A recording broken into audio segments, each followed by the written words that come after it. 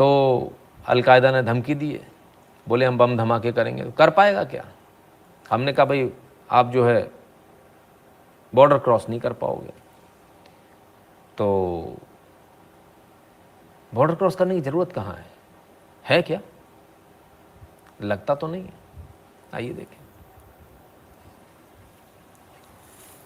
वलीउल्लाह को फांसी, Varanasi serial blast में सजा का ऐलान। 2006 में सिलसिलेवार बम धमाके में की गई थी 18 लोगों की जान। तो ये वलीउल्लाह सीना तान कर बाहर। हमने सुना है जब आदमी जेल में रहता, लंबे समय से जेल में है, 16 साल से जेल में, और आप देखो साहब सीना वीना बाहर निकला हुआ। अब इसको फांसी की सजा हो गई। अब ये फांसी के तख्ते पर चढ़ेगा। गाजियाबाद की अदालत ने इसको फांसी की सजा दे दी। तो ये वो नासूर हैं जिनके दम पर अलकायदा जैसे लोग इतना कहने की हिम्मत करते हैं कि हम भारत के अंदर धमाके करा लेंगे। वाराणसी बम धमाकों में शामिल था, फांसी की सज़ा हुई लोगों को, जो है कई लोगों की इसमें जान गई थी। ठीक है, अब आगे चलते हैं और आगे देखें और भी हो रहा है। लखनऊ और उन्नाव में आरएसएस कार्यालय को बम से उड़ाने की धमकी के संबंध में मड़िया गांव थाने में प्राथमिकी दर्ज की गई है। एक व्हाट्सएप संदेश में आरएसएस के कार्यालयों को बम से उड़ाने की धमकी दी गई थी। ये संदेश कल रात 8 बजे भेजा गया था। साइबर सेल मैसेज भेजने वाले नंबर को ट्रेस करेगी लखनऊ पुलिस। तो लखनऊ में भी वो कह रहे हैं यूपी में करेंगे, कर पाएंगे तो भाई यूपी में भी देख लो आप। वो तो पीछे हो गया, उसकी सज़ा, उसको फांसी हो रही है। अभी नया वाले भी मौजूद हैं, कहते आरएसएस कार्यालय को बम से उड़ा देंगे। अरे गजब, सारे कार्यालयों को बम से उड़ा देंगे। फिर क्या हुआ, फिर देखते हैं।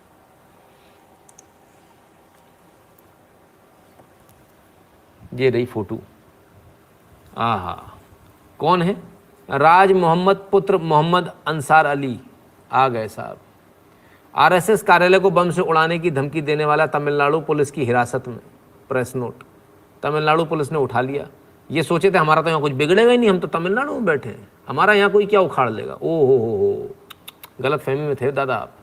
एटीएस को सूचना प्राप्त हुई है कि आरएसएस से जुड़े एक व्यक्ति निवासी लखनऊ को एक अनजान नंबर से व्हाट्सएप ग्रुप ज्वाइन करने के लिए लिंक मिला और उस ग्रुप में 6 जगहों पर बम विस्फोट करने की बात कही जा रही थी, जिसमें 4 स्थान कर्नाटक के हैं और 2 स्थान उत्तर प्रदेश के। इस सूचना पर एटीएस द्वारा प्राप्त नंबर्स की प्राथमिक विश्लेषण कर तथा सोशल मीडिया से जानकारी एकत्र कर त्वरित कार्रवाई शुरू की गई। इस संबंध में मुकदमा संख्या 325/22, धारा 507 भादवी 66F सूचना प्रौद्योगिकी संशोधन अधिनियम थाना मड़िया गांव पुलिस कैंटोनमेंट लखनऊ पंजीकृत कर गया। एटीएस द्वारा अत्यंत अल्प समय में व्हाट्सएप ग्रुप का विश्लेषण कर उक्त नंबर के प्रयोग करता अभियुक्त को चिन्हित कर लिया गया तथा अभियुक्त को लोकेशन तमिलनाडु आने पर तत्काल तमिलनाडु पुलिस की आंतरिक सुरक्षा शाखा के अधिकारियों से संपर्क कर सूचनाओं का अवगत कराकर अभियुक्त को हिरासत में लिया गया, जहां अभियुक्त राज मोहम्मद से प्राथमिक पूछताछ कर ली गई है।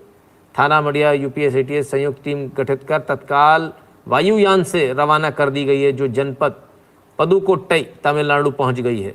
टीम द्वारा अभियुक्त से विस्तृत पूछताछ करते हुए अग्रिम विधिक कार्रवाई की जाएगी एवं प्राप्त उल्लेखनीय तथ्यों से पृथक से अवगत कराया जाएगा।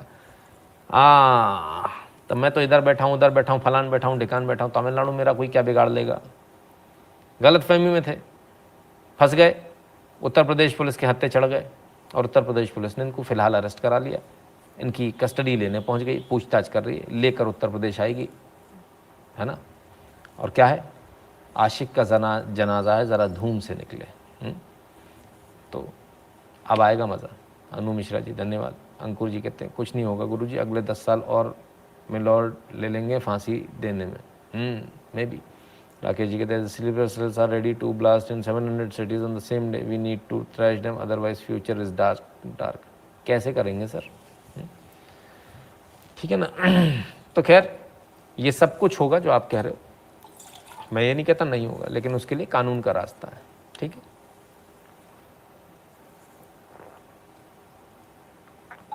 तो ये चीजें आपके सामने हैं। चलिए आइए। तो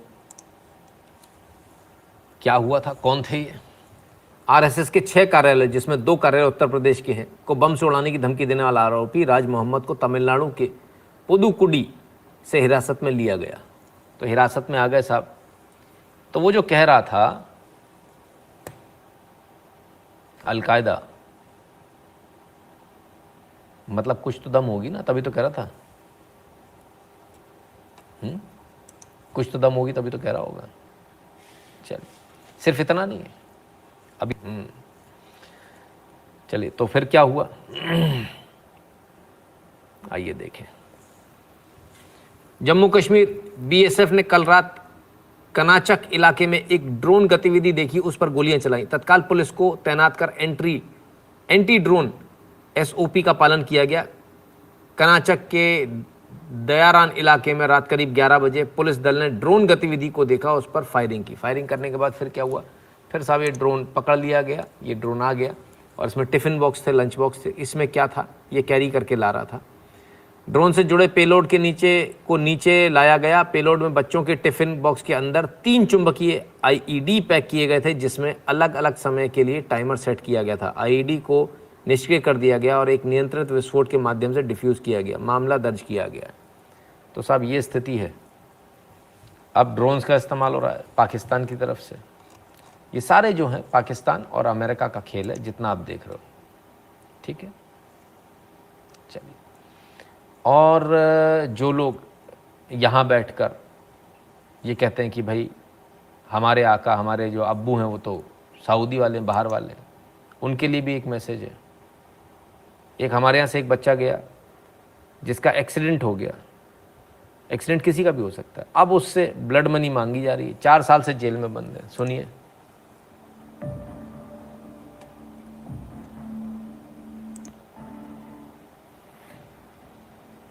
This is a story of a young man from the village of Hoshiarpur district who had gone to Dubai 4 years ago to earn a livelihood. Hoshiarpur से दुबई गए थे पैसे कमाने। There, he accidentally killed a man in a road accident. Road accident हुआ sir, उसमें सामने वाले की जान चली गई। After which he was imprisoned for 6 months and a fine of rupees 42 lakh was imposed on him. 6 महीने की जेल और 42 लाख रुपए का जुर्माना। The father of a man, Baldev Singh, is now appealing to people to help them so that their son can come back home. He said that they will also talk to the government to help their son. मेरा लड़का तो 4 साल पहले Dubai गया ਸੀ। ਉੱਥੇ ਬਦਕਿਸਮਤੀ ਨਾਲ ਉਹਦਾ ਇੱਕ ਹਾਦਸਾ ਹੋ ਗਿਆ, ਜਿਸ ਦੇ ਵਿੱਚ ਇੱਕ ਵਿਅਕਤੀ ਦੀ ਮੌਤ ਹੋ ਗਈ। 2 ਅਪ੍ਰੈਲ 2021 ਤੋਂ ਮੇਰਾ ਲੜਕਾ ਜੇਲ੍ਹ ਦੇ ਵਿੱਚ ਹੈ। ਅਸੀਂ ਬਹੁਤ ਤੰਗੀ ਦੇ ਵਿੱਚ ਹਾਂ। ਸਾਡਾ ਕੋਈ ਕਮਾਈ ਦਾ ਸਾਧਨ ਨਹੀਂ ਹੈ। ਉਹੀ ਸਾਨੂੰ ਰੋਟੀ ਦੇਣ ਵਾਲਾ ਸਾਡਾ ਬੱਚਾ ਹੈ, ਉਹ ਜੇਲ੍ਹ ਦੇ ਵਿੱਚ ਬੈਠਾ ਹੈ। ਅਸੀਂ ਬਹੁਤ ਮਜਬੂਰ ਹਾਂ। ਦਵਾਈ ਲੈ ਕੇ, रोटी पानी ले गए, ਅਸੀਂ बहुत मजबूर हैं। कोर्ट ने तो साहब रोटी कमाने गए थे, फंस गए। और कमोवेश ऐसा ही सबके साथ भी होता है, जितने भी लोग यहाँ से जाते हैं। तो मैं इसलिए बार बार सबसे निवेदन करता हूँ, यदि आप लोग बाहर हैं तो बहुत सोच समझ के चलें, है ना, वरना फिर आपको प्रॉब्लम होगी। तो ये लोग जो इतना ज्ञान देते हैं, इनके खुद क्या स्थिति आप देख रहे हैं। ब्लड मनी के नाम पर पैसा मांगा जा रहा है। और बताते हैं, जिनको प्रॉफेट मोहम्मद के ऊपर जो लिखी हुई है बातें वो कहने में इतना कष्ट हो रहा है, उन देशों की भी असलियत बता दें जरा। ये prophet remark religious political freedom in Muslim nations, ये अफगानिस्तान का है। An Afghan policeman inspect inside a gurdwara after an attack in Kabul, Afghanistan. ठीक है साहब, कोई नहीं बोल रहा इस पे कोई नहीं आ रहा कि ऐसा कैसे हो गया, लेकिन यहां पर कूदेंगे, दूसरे देश में कूदेंगे, है ना। समझिए जरा इसको। अभिषेक जी कहते हैं, so US left so many weapons in Afghanistan so that insurgencies can be created in India and Pakistan, destabilise the whole region, master stroke. Yes Abhishek Jain ji, बिल्कुल वो मास्टर स्ट्रोक ही है, क्वेश्चन मार्क मत लगाइए, है ना। It is a master stroke. लेकिन अब उस मास्टर स्ट्रोक को बदल दिया भारत ने। भारत को एक चीज़ समझ में आ गई, तालिबान को इतने हथियार दे दिए हैं कि एक पूरी कंट्री आपसे लड़ने के लिए तैयार है। तो भारत ने अब पैंतरा बदल लिया है। जो भारत के जो करीबी थे 4 गुट, मैंने आपको बताया था तालिबान में, उन 2 गुटों से बात करने के बाद भारत जो है तालिबानी लड़ाकों को भारतीय सेना ट्रेनिंग देगी। उसके लिए वो भारत से उन्होंने प्रपोजल दिया कि आप हमारे लोगों को, हमारे जो लड़ाके हैं उनको आप ट्रेनिंग दीजिए और भारतीय सेना मूल मुझे लगता है ट्रेनिंग के लिए हाँ कर देगी और ट्रेनिंग देगी। तो अब अगर वो ट्रेंड हो जाएंगे तो किस सेना से लड़ेंगे? पहले कौन सी है? दुरंड लाइन पहले। तो ये मामला उल्टा हो गया। तो मित्रों, हमारा आज का वीडियो आपको कैसा लगा, हमारा आज का लाइव आपको कैसा लगा, कमेंट सेक्शन में जरूर बताइएगा। और 8770720196 पर गूगल पे, पेटीएम, फोन पे के माध्यम से सपोर्ट करना, कंट्रीब्यूट करना, अपनी फीस भरना बिल्कुल मत भूलिएगा। भीम यूपीआई एड्रेस है n.shukla@UPI। जो लोग भारत के बाहर हैं वह patreon.com/नितिन शुक्ला पर और paypal.me/नितिन शुक्ला GWL पर कंट्रीब्यूट कर दें।